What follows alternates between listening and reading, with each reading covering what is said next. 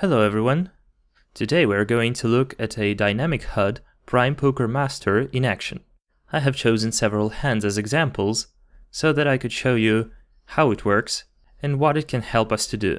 You can find the complete instructions on every stat in the documentation.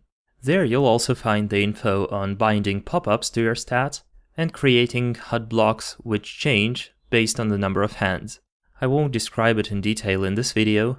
It should be clear from the documentation.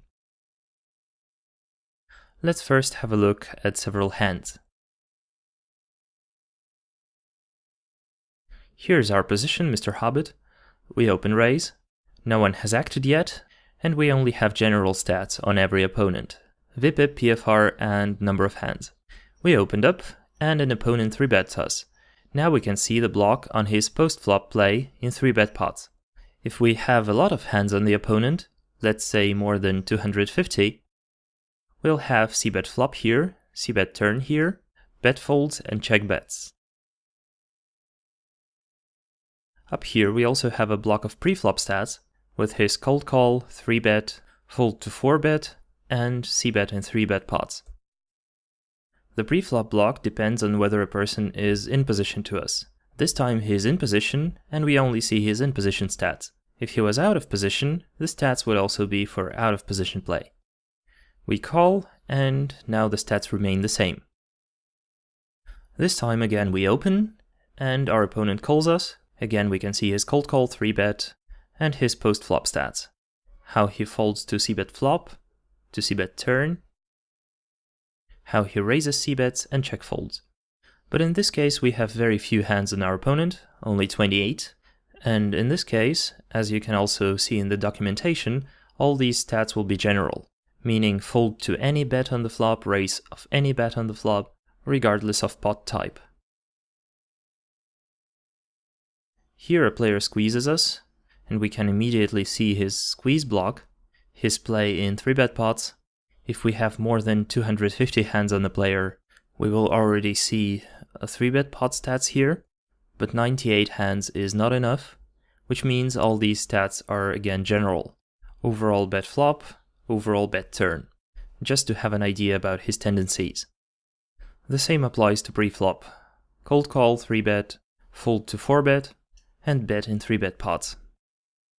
Now this player calls us, and this block of stats shows how he plays after he calls, mainly his folding tendencies.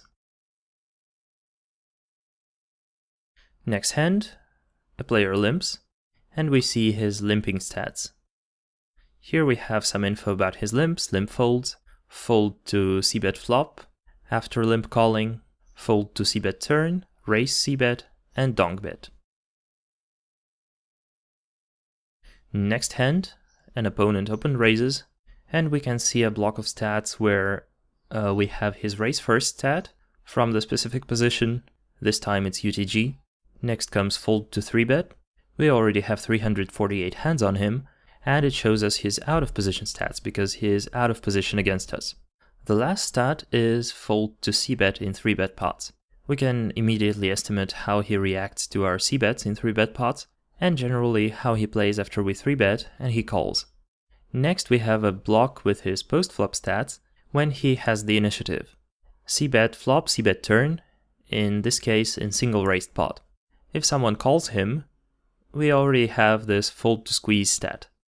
And for the player who cold called, we can see fold to squeeze as caller. We can also see some pre-flop info on him, but this time against the open raiser, either in position or out of position stats, and again the post-flop stats as well.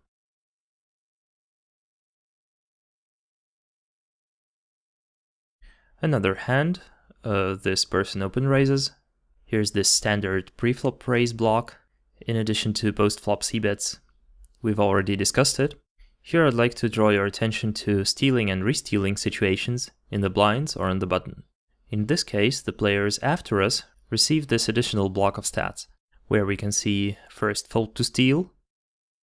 If there is no square-shaped frame around a stat, then it shows his fold to squeeze on the specific position, this time the big blind. On the other hand, if a stat has a frame around it, it is a general stat of folding to steal. The last stat in this line is fold to c-bet on the flop after calling the steal. Here we also have the 3-bet stat. Same story here. No frame means specific position, framed means general stat. And last comes c-bet in 3-bet pots, in the context of re-steals. So if we steal and he re-steals, how much he c-bets. Next hand, here a player open raises. And we decide to 3-bet against him. After we 3-bet, we can see this blue stat with his call 3-bet range. Again, if we have enough hands on the opponent, this stat means call 3-bet range in position, because he is in position to us. Now we don't need any pre-flop stats any longer, and they disappear. We only have his post-flop stats as caller, because he called our raise, and his c-bets in single-raised pots switch to playing post-flop in a 3-bet pot as caller. In this case, we have enough hands on him, and only his in-position stats are displayed. The last hand is when a person open raises and we 3-bet. He calls us pre-flop, and now we have 2 additional stats. We have a specific fold to c-bet in 3-bet pots, because we don't have enough hands on this opponent, and here we can only have his overall stats, meaning any fold in 3-bet pots, whereas here up top, we specifically have his fold to c-bet in 3-bet pots. I guess that's all I wanted to tell you today. For detailed information, please refer to the documentation. You will see a lot of info on the HUDs, on the blocks of stats, and when specific stats appear and disappear. Thank you for your attention, and good luck. Bye bye.